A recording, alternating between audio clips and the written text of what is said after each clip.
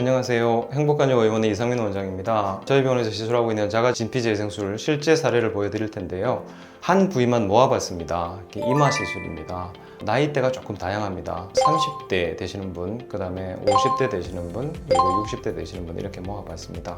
저희가 하는 자가진피재생술 중에서 가장 많이 하는 부위는 팔자주름이고요. 두 번째는 미간주름이고요. 마지막으로 이마주름입니다. 근데 이제 사실은 이마주름 때문에 고민들이 되게 많으신데 그걸로 고민하시는 분들이 가장 먼저 알아보시는 게 보톡스 시술입니다. 이마 같은 경우에는 보톡스 시술이 참 까다롭습니다. 이마에 주름이 생겨 있는 분들은 대부분은 눈썹이 처음 처져 있거나 혹은 눈꺼풀 피부가 처져서 그걸 치켜뜨는 것이 원인인 경우가 많거든요. 그래서 생긴 주름인데 그 원인을 없애기 위해서 보톡스를 맞게 되면 치켜떠지는 그 힘이 빠져버리기 때문에 치켜뜰 수가 없기 때문에 눈썹, 눈꺼풀이 더 처지게 됩니다. 그러면은 시야가 방해되고 굉장히 답답함을 느끼게 되거든요. 그래서 보톡스보다는 얇아지고 이렇게 패인, 고착화된 그 주름 자체의 피부를 재생시키는 자가진피 재생술이 도움이 되거든요. 실제로 보시면서 이렇구나 하는 걸 느껴보시면 좋겠습니다. 이분은 45세 남자분이시네요. 서울에서 오셨고요. 아주 심하지는 않습니다. 전형적인 초기의 패턴일 수도 있습니다. 그러니까 위에는 미세한 잔주름들이 좀 있고요.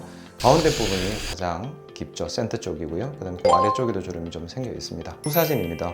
3회 하고 나서 한 달째, 그러니까 네 번째 시술을 하러 오셨을 때 사진입니다. 아까 말씀드린 나이 45세, 그리고 비교적 초기의 주름이다 보니까 3회 시술로 되게 많이 좋아졌죠. 여러분들이 제일 많이 궁금해 하시는 것 중에 하나가 저는 몇 번 하면 될까요, 원장님? 이 시술을 하기 위해서 지방 멀리에서 오시는 분들도 되게 많으시거든요. 그런 분들은 사실은 시간 내서 일부러 오셔야 되기 때문에 횟수가 되게 중요합니다. 자가진피 재생술이 한 번에 당연히 이제 피부가 재생되는 건 불가능한 경우이고요. 이분처럼 이렇게 한 3회 정도로 많이 좋아진다면 아주 좋겠죠. 바로 측면 사진 보시겠습니다. 3번 시술하고 나서 주름이 거의 없어졌습니다.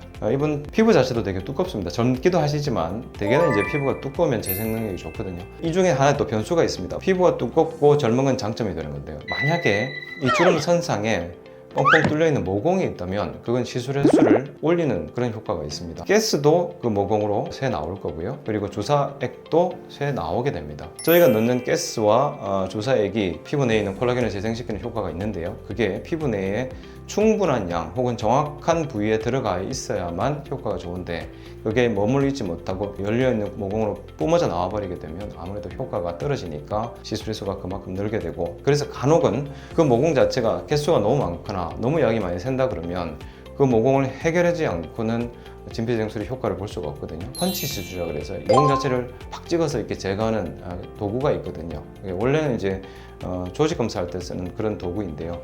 그걸 써서 이걸 없애버리면 양 사이드 쪽에 피부에서부터 자라 들어와갖고 그 빈 공간을 메워버리게 되거든요. 그래서 그 시술을 먼저 해갖고 그 모공을 없애버리면 자가진피재생술이 아주 효과적으로 작용할 수가 있거든요. 이분은 꼭 그런 케이스는 아니지만 중요한 포인트라서 한번 말씀을 드려봤습니다. 오른쪽 45도 사진입니다. 시술 전에 보이던 이런 주름들이 거의 말끔하게 없어졌습니다. 그래서 이분은 네 번째 시술을 하고 나서 해결이 아마 끝났을 겁니다. 그런 경우에는 안 오셔도 되고요. 근데 이제 이마는 미간이나 콧등 혹은 눈가처럼 보톡스를 함부로 맞을 수가 없는 부위이기 때문에 지켰던 걸 또 많이 하시다 보면 좀 생기기 시작할 겁니다. 그러면 이제 그때 오셔서 수축을 하시면 되는데요. 자, 여기서 이제 한 가지 더 말씀드리고 싶은 거는요. 눈꺼풀 처짐에 대한 그걸 교정해 주는 것이 이마주름을 예방하거나 혹은 치료한 이마주름이 재발되는 걸 막는다는 얘기입니다. 자, 두 번째 사례입니다. 이분은 56세 남자분이고요. 대구에서 오셨습니다.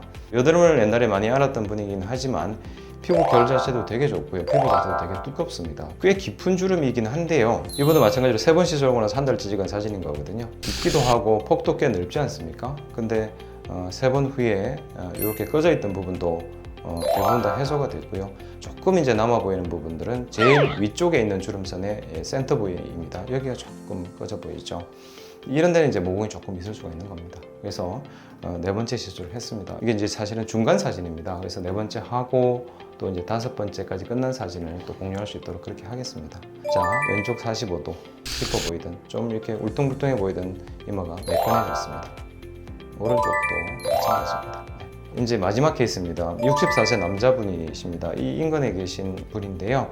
아주 길고 깊은 주름 하나, 둘, 셋, 넷, 밑에도 좀 있긴 있습니다. 이런 주름들이 신경 쓰인다고 하시면서 오셨고요. 중간중간에 이런 잔주름도 많이 있습니다. 근데 자, 이 사진에서 눈썹의 위치를 한번 보십시오. 왼쪽이 좀 더 높거든요. 이분은 유난히 왼쪽을 더 높이 이렇게 치켜뜨는 그런 습관이 있어갖고 이쪽이 저쪽 대비 주름이 훨씬 깊으신 분입니다. 자, 바로 보시겠습니다. 전후 사진. 1년째 사진입니다. 그러니까 6번 하고 나서 1년째 경과를 보러 오신 겁니다.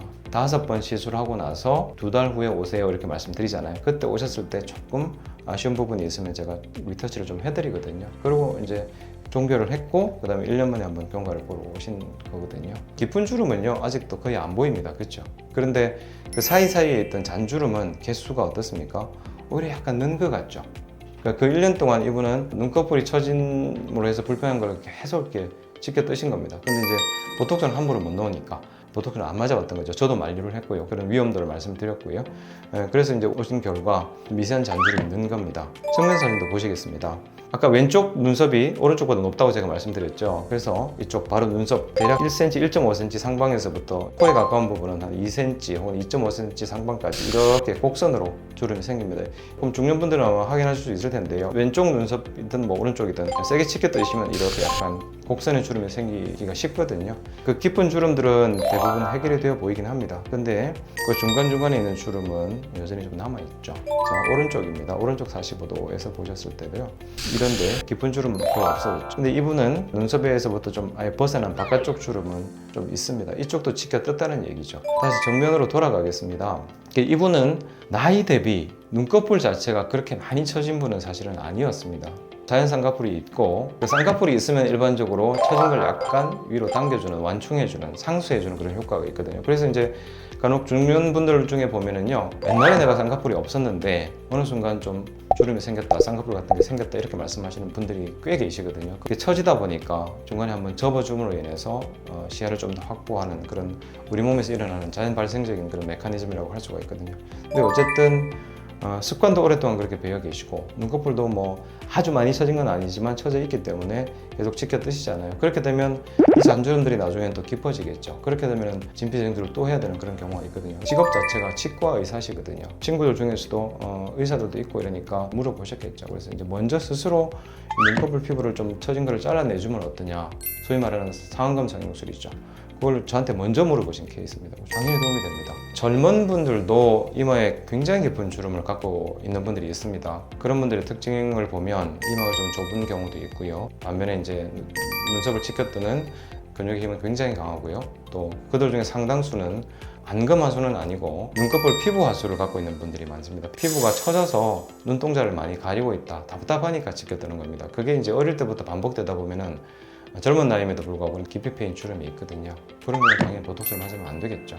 그래서 근본적인 해결책은 원인 제거다. 피부를 잘라내는, 뭐 쌍꺼풀을 만들어도 되고 안 만들어도 상관없다. 그렇게 말씀을 드리거든요. 일단 그 수술을 하면 이제 치켜들 필요가 없겠죠. 잘 보이니까요. 만약에 주름이 깊지 않아서 주름이 눈에 띄지 않을 정도라면 그걸 끝나는 거고요. 이미 깊이 패인 주름이 있다면 그 상태에서 진피재생술을 추가하신다면 그 주름마저도 해결이 되겠죠. 이번 편은 이마주름만 따로 모아봤습니다. 이 세 분들 중에 여러분 케이스에 해당되는 분들도 아마 계시리라고 생각이 됩니다. 이마주름으로 고민이 되신다면 자가진피재생술을 고려해 보시길 권해드립니다. 이상 행복한 여고의원의 이상민 원장이었습니다. 감사합니다.